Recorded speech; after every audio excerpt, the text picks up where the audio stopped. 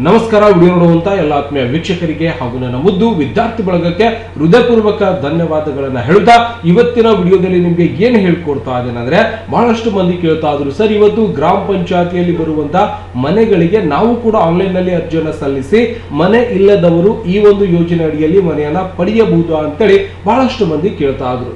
ಹಾಗಾಗಿ ಇವತ್ತು ಪ್ರಧಾನಮಂತ್ರಿ ಆವಾಸ್ ಯೋಜನೆ ಅಡಿಯಲ್ಲಿ ನೀವೇನ್ ಮಾಡಬಹುದು, ನಿಮ್ಮ ಮೊಬೈಲ್ ಫೋನ್ ನಲ್ಲೇ ಮನೆಯಲ್ಲೇ ಕುಳಿತುಕೊಂಡು ಅರ್ಜಿಯನ್ನ ಸಲ್ಲಿಸುವ ಮುಖಾಂತರ ನೀವೇನ್ ಮಾಡಬಹುದು, ಮನೆ ಮಂಜೂರಾತಿಯನ್ನ ಸಂಪೂರ್ಣವಾಗಿ ಮಾಡಿಸಿಕೊಳ್ಳಬಹುದು. ಇದಕ್ಕೆ ಯಾವ ರೀತಿಯಾಗಿ ಅರ್ಜಿಯನ್ನ ಸಲ್ಲಿಸಬೇಕು ಅಂದ್ರೆ, ಮೊದಲಿಗೆ ನಿಮ್ಮ ಕಂಪ್ಯೂಟರ್ ಅಥವಾ ಮೊಬೈಲ್ ಫೋನ್ ನಲ್ಲಿ ಇರುವಂತಹ ಗೂಗಲ್ ಕ್ರೋಮ್ ಅನ್ನು ಓಪನ್ ಮಾಡಿಕೊಂಡು ಇಲ್ಲಿ ಸರ್ಚ್ ಮಾಡಬೇಕಾಗಿರುವಂತದ್ದು PM ಆವಾಸ್ ಯೋಜನೆ ಅಂತ ಅಷ್ಟೇ ಮಾಡಿದ್ರೆ ಸಾಕು. ಸಂಪೂರ್ಣವಾಗಿ ನಿಮ್ಗೆ ಏನಾಗುತ್ತೆ, ಅದರ ಒಂದು ವೆಬ್ಸೈಟ್ ನಿಮ್ಗೆ ಸಂಪೂರ್ಣವಾಗಿ ಓಪನ್ ಆಗುತ್ತೆ. PM ಆವಾಸ್ ಯೋಜನೆ ಅಂತ ನೀವು ಟೈಪ್ ಮಾಡಿದಾಗ ಈ ರೀತಿಯಾಗಿ ನಿಮಗೆ ಸಾಕಷ್ಟು ಆ ಒಂದು ಯೋಜನೆಗೆ ಸಂಬಂಧಪಟ್ಟಿರುವಂತ ಎಲ್ಲ ತರದ ಒಂದು ಮಾಹಿತಿ ಕೂಡ ಇಲ್ಲಿ ಸಂಪೂರ್ಣವಾಗಿ ಸಿಗುತ್ತೆ. ಓಕೆನಾ? ಅವಾಗ ನಾವೇನ್ ಮಾಡ್ಬೇಕಾಗಿದೆ, ಸರ್ ಹಿಂದಿ ಒಳಗೆ ಬರ್ತಾ ಇದೆಯಲ್ಲ PM ಆವಾಸ್ ಯೋಜನೆ ಆನ್ಲೈನ್ ಅಪ್ಲೈ 2026, ಇದರ ಮೇಲೆ ಕ್ಲಿಕ್ ಮಾಡ್ಕೋತೀನಿ. ಮತ್ತೇನ್ ಬರ್ತಿದ್ ನೋಡೋಣ. ಓಕೆ, ಅದರ ಒಂದು ಲಿಂಕ್ ಸಿಕ್ತು ಅಂದ್ರೆ ಸಾಕು, ನಾವು ಏನ್ ಮಾಡ್ಬೋದು, ಪ್ರಧಾನಮಂತ್ರಿ ಆವಾಸ್ ಯೋಜನೆ ಅಂತ ನಾವು ನೋಡ್ತೀವಿ. ಮತ್ತೆ ಕೆಳಗಡೆ ನಾವು ನೋಡ್ತಾ ಇದೀವಿ, ನೋಡಬಹುದು ವಸತಿ ಮತ್ತು ನಗರ ವ್ಯವಹಾರಗಳ ಸಚಿವಾಲಯ ಕೈಗೆಟುಕುವ ಬಾಡಿಗೆ ವಸತಿ ಸಂಕೀರ್ಣ ಪ್ರಾರಂಭಿಸಿದೆ ಅಂತ ಹೇಳ್ಕೊಡ್ತಾವೆ. ಪ್ರಧಾನಮಂತ್ರಿ ಆವಾಸ್ ಯೋಜನೆ ನಗರ ಅಂತ ನಾವು ಹೇಳ್ತೀವಿ, ಅರ್ಬನ್ ಅಂತ ನಾವು ನೋಡ್ತೀವಿ. ಇಲ್ಲಿ ಯು ಅಂತ ಬಂದಿರತ್ತೆ. ಈ ರೀತಿಯಾಗಿರುವಂತಹ ಒಂದು ಪೇಜ್ ಮೇಲೆ ಇದರ ಮೇಲೆ ಕ್ಲಿಕ್ ಮಾಡ್ಕೊಳ್ಳೋಣ. ಮತ್ತೆ ಇಲ್ಲಿ ಸಾಕಷ್ಟು ಲಿಂಕ್ಗಳು ಕೂಡ ನಿಮಗೆ ಬರ್ತಾ ಇರತ್ತೆ. ಅದರಲ್ಲಿ ಯಾವುದಾದ್ರ ಮೇಲೆ ಒಂದು ಕ್ಲಿಕ್ ಅನ್ನ ಮಾಡ್ಕೊಂಡು ನೀವು ಅರ್ಜಿಯನ್ನ ಸಲ್ಲಿಸಬಹುದು. ಓಕೆನಾ? ಅವಾಗ ನಾನು ಏನ್ ಮಾಡ್ತೀನಿ, ಇಲ್ಲಿ ಸಂಪೂರ್ಣವಾಗಿ ಇದರ ಮೇಲೆ ಕ್ಲಿಕ್ ಅನ್ನ ಮಾಡ್ಕೊತಾ ಇದೀನಿ. ಮಾಡಿದ ನಂತರ ಸಂಪೂರ್ಣವಾಗಿ ನಮಗೆ ಈ ರೀತಿಯಾಗಿರುವಂತಹ ಒಂದು ಪೇಜ್ ನಮ್ಗೆ ಏನಾಗುತ್ತೆ, ಓಪನ್ ಆಗ್ಬಿಡತ್ತೆ. ಅದು ಕನ್ನಡದಲ್ಲಿ ಕೂಡ ನಾವು ನೋಡಬಹುದು, ಟ್ರಾನ್ಸ್ಲೇಷನ್ ಆಗ್ಬಿಡತ್ತೆ. ಇದನ್ನ ಕ್ಲೋಸ್ ಮಾಡ್ಕೊತೀವಿ. ಇಲ್ಲಿ ನೀವೇನ್ ಮಾಡಬಹುದು, ಸುಮ್ಮನೆ ಗ್ರಾಮ ಪಂಚಾಯತಿಯಲ್ಲಿ ಅಲ್ಲಿ ಮಾಡುವಂತ ಕೆಲಸದವರಿಗೆ ಆಗಿರ್ಬೋದು, ಮೆಂಬರ್ಗಳಿಗೆ ಸುಮ್ಮನೆ 40 ರಿಂದ 50 ಸಾವಿರ ರೂಪಾಯಿ ಕೊಡೋ ಬದಲಿ ನಾವೇನ್ ಮಾಡಬಹುದು, ಇಲ್ಲಿ ಪ್ರಧಾನಮಂತ್ರಿ ಆವಾಸ್ ಯೋಜನೆ 2.0 ಅರ್ಜಿ ಸಲ್ಲಿಸಿ ಅಂತ ಬಂದಿರತ್ತೆ. ಓಕೆನಾ? ಇದನ್ನು ಕ್ಲೋಸ್ ಮಾಡ್ಕೊಳ್ಳೋಣ. ಇಲ್ಲಿ ನೋಡಬಹುದು, ಓಕೆ, PMAY 2.0ಗೆ ಅರ್ಜಿ ಸಲ್ಲಿಸಿ ಅಂತ ಬಂದಿರತ್ತೆ. ಅಂಗೀಕಾರ ಒಂದು 2023 ಒಂದು ಮಾರ್ಗಸೂಚಿಗಳು ಕೂಡ ಇದ್ದಿರತ್ತೆ. ಇಲ್ಲಿಂದ AHPSOP ಅಂತ ಇದ್ದಿರತ್ತೆ, PMAY ಅಂತ ಇದ್ದಿರತ್ತೆ 2.0. ಇದಕ್ಕೂ ಕೂಡ ನೀವು ಅರ್ಜಿಯನ್ನ ಸಲ್ಲಿಸಬಹುದು. ಇಲ್ಲ ಸರ್ ನಾವು ಅರ್ಜಿಯನ್ನ ಸಲ್ಲಿಸಬೇಕಾಗಿದೆ ಅಂದ್ರೆ ನೀವೇನ್ ಮಾಡಬೇಕು, ಈ ಒಂದು ಲಿಂಕ್ ಮೇಲೆ ಕ್ಲಿಕ್ ಅನ್ನ ಮಾಡ್ಕೊಂಡಾಗ ಸಂಪೂರ್ಣವಾಗಿ ನಮಗೆ PMAYHFA ಅಂತ ಒಂದು ಪೇಜ್ ಕೂಡ ಇನ್ನೊಂದು ಸಂಪೂರ್ಣವಾಗಿ ಓಪನ್ ಆಗುತ್ತೆ. ಇದರಲ್ಲಿ ಏನ್ ಹೇಳ್ತಾರಪ್ಪ ಅಂದ್ರೆ, ನಿಮಗೆ ಮನೆ ಇಲ್ಲದವರು ನೀವೇನ್ ಮಾಡಬಹುದು, ಪ್ರಧಾನಮಂತ್ರಿ ಆವಾಸ್ ಯೋಜನೆ ವತಿಯಿಂದ ನೀವು ಅರ್ಜಿಯನ್ನ ಸಲ್ಲಿಸಿ ಒಂದು ಮನಿ ಕೂಡ ಸಂಪೂರ್ಣವಾಗಿ ಹಾಕಿಸಿಕೊಳ್ಳಬಹುದು. ಓಕೆನಾ? ಹಾಗಾಗಿ ಇವೆಲ್ಲ ಅಡ್ವರ್ಟೈಸ್ಮೆಂಟ್ ಬರುತ್ತೆ, ಕ್ಲೋಸ್ ಮಾಡ್ಕೋಬೇಕು. ಅರ್ಜಿಯನ್ನ ಸಲ್ಲಿಸಬೇಕಾಗಿತ್ತು ಅಂದ್ರೆ ಇಲ್ಲಿ ಸಂಪೂರ್ಣವಾಗಿರುವಂತಹ ಕೆಲವೊಂದಿಷ್ಟು ಮಾಹಿತಿ ಮತ್ತೆ ನೋಡ್ಲಿಕ್ಕೂ ಕೂಡ ಸಿಗ್ತಾ ಇರತ್ತೆ. ಇಲ್ಲ ಸರ್ ನಾವು ಆನ್ಲೈನ್ ಒಳಗೆ ಅರ್ಜಿ ಹಾಕೇಬೇಕಾಗಿದೆ, ನಾವು ಮನಿ ಮಾಡ್ಕೋಬೇಕಾಗಿದೆ ಅಂದ್ರೆ ನಾವೇನ್ ಮಾಡ್ಬೇಕು, ಮೇಲ್ಗಡೆ ಆನ್ಲೈನ್ ಅರ್ಜಿ ಅಂತ ಇದ್ದಿರುತ್ತೆ. ಅವಾಗ ನೀವೇನ್ ಮಾಡ್ಬೇಕು, ಇದರ ಮೇಲೆ ಕ್ಲಿಕ್ ಅನ್ನ ಮಾಡ್ಕೋಬೇಕು. ಇಲ್ಲಿ ಅಪ್ಲೈ ಫಾರ್ ದ PMU ಅಂತ ಇದ್ದಿರುತ್ತೆ, ಇದ್ರ ಮೇಲೆ ಕ್ಲಿಕ್ ಅನ್ನ ಮಾಡ್ಕೊಳ್ಳೋಣ.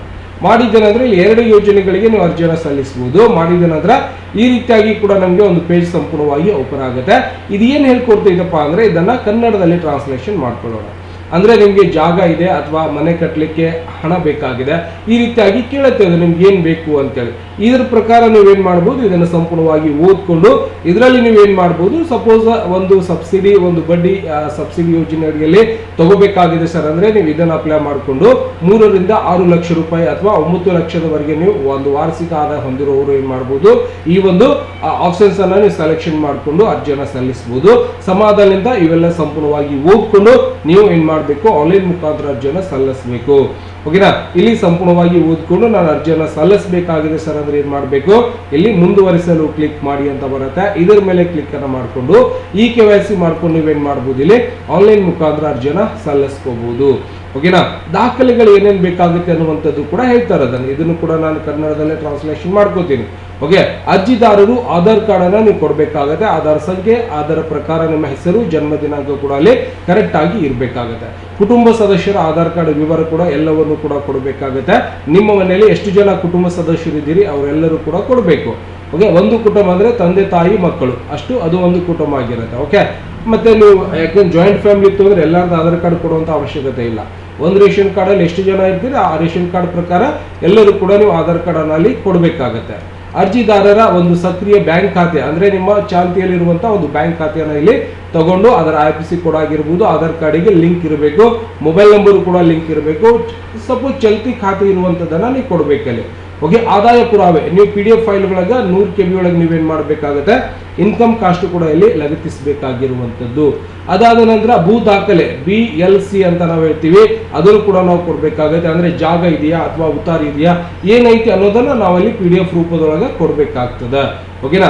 ಜೊತೆಗೆ ಅವಶ್ಯಕ ದಾಸ್ತಾವೇಜು ಅಂತ ಹೇಳ್ತಾರೆ, ಅದೆಲ್ಲವನ್ನು ಕೂಡ ಸಂಪೂರ್ಣವಾಗಿ ನೋಡಿಕೊಂಡು ನಾನೇನ್ ಮಾಡ್ತೀನಿ, ಮುಂದುವರಿಸಿ ಮೇಲೆ ಕ್ಲಿಕ್ ಅನ್ನ ಮಾಡ್ಕೊಂಡಾಗ ನಮ್ಗೆ ಇಲ್ಲಿ ಏನ್ ಹೇಳ್ಕೊಡ್ತೈತಿ, ಇನ್ನೊಂದು ಪೇಜ್ ಓಪನ್ ಆಗ್ತದೆ. ರಾಜ್ಯವನ್ನು ಆಯ್ಕೆ ಮಾಡಿ ಅಂತ ಬರುತ್ತೆ. ನಾವು ಕರ್ನಾಟಕ ರಾಜ್ಯದವಾಗಿರೋದ್ರಿಂದ ನಾನೇನ್ ಮಾಡ್ತೀನಿ, ಕೆ ಅಂತ ಟೈಪ್ ಮಾಡ್ಕೊಳ್ಳೋಣ, ಕನ್ನಡದಲ್ಲಿ ಕರ್ನಾಟಕ.